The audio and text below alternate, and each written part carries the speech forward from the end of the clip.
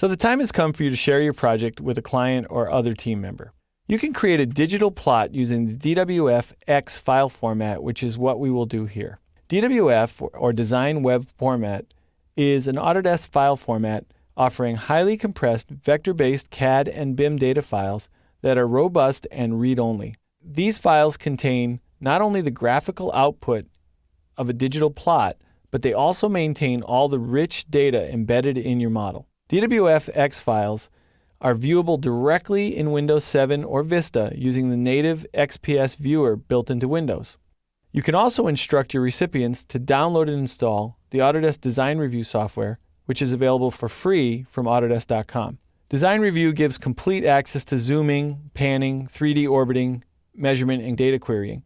And you should have a copy of it installed on your system because it installs automatically when you install Revit. So let's go ahead and take a look at exporting a DWF. I have a file here called Export to DWF. It's a version of the condo file, and it has all of the sheets that we created in the Placeholder Sheets movie. So I go to the application menu, the big R in the corner.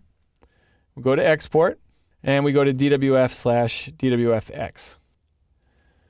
The dialog that appears will have a preview on the left-hand side of whatever view you had open when you came into this dialog. And then on the right-hand side, it can sometimes be a little confusing because it doesn't seem to be a whole lot of configurable options here. Well, the options you get will be determined by what you choose here on the export list. So I'm going to choose in-session view/sheet set from the list, and that will actually make more options available. It will give me this show in list here, and we'll get several different choices. Now, if you've previously gone through this wizard and you decided to save your changes, then you might have options here under the set choices. We haven't done that. This is our first time, so we're going to focus our energy on the ones that say model here.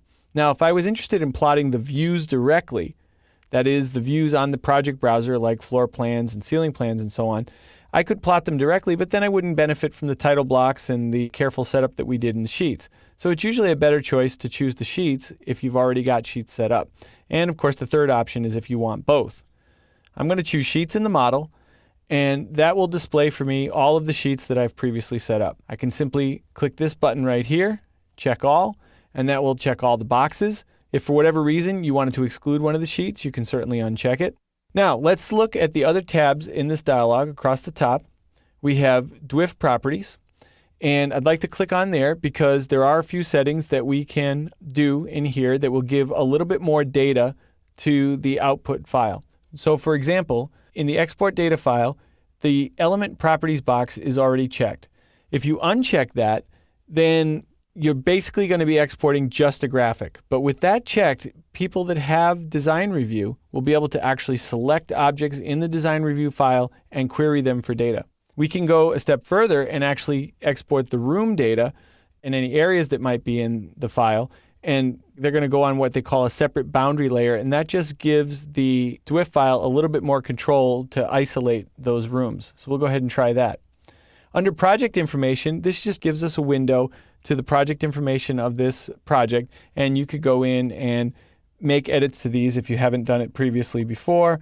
So this might be 2011.2, and this is our condo project, and the issue date might be sometime in August. And I'm going to click Next.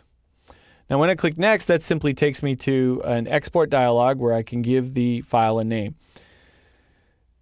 Revit offers a few different ways to name the file.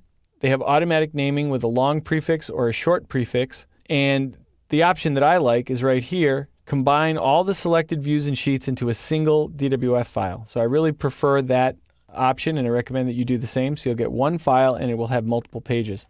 Frankly, it doesn't really matter what you put in the name because it's going to concatenate that name that you put there with the automatic name down below, and you'll probably find yourself wanting to rename it after it creates it anyhow. So I'm going to accept all the defaults that are there, and I'm going to click OK, and we'll let it do its business. Okay, the file is now exported. So I have Design Review running in the background. Design Review installs automatically when you install Revit, and I'm going to switch over to Design Review. And then once I'm in here, I can click the open icon, and you'll see the file that we created. Go ahead and open that up. And so Over here in this little palette, you'll see each of the sheets listed. So it combined them all together into a single view. You can click on any sheet and it will open up that page. Over here, you can drag the sheet around with the hand tool. You've got some navigation tools over here. We can zoom in. We can use our wheel mouse just like we could in Revit. And if we come over to this tool, the pointer tool, we can actually select individual objects directly in the file, and you'll see a palette pop open over here on the right-hand side, and it will tell us information about that file. So the file is not just a static graphic. It actually does give the recipient access to the information and the data that's contained in the file. And feel free to go and explore and click on the various objects and see which properties show up in there. So we've successfully exported our project out to a DWF file and shared it with our extended project team.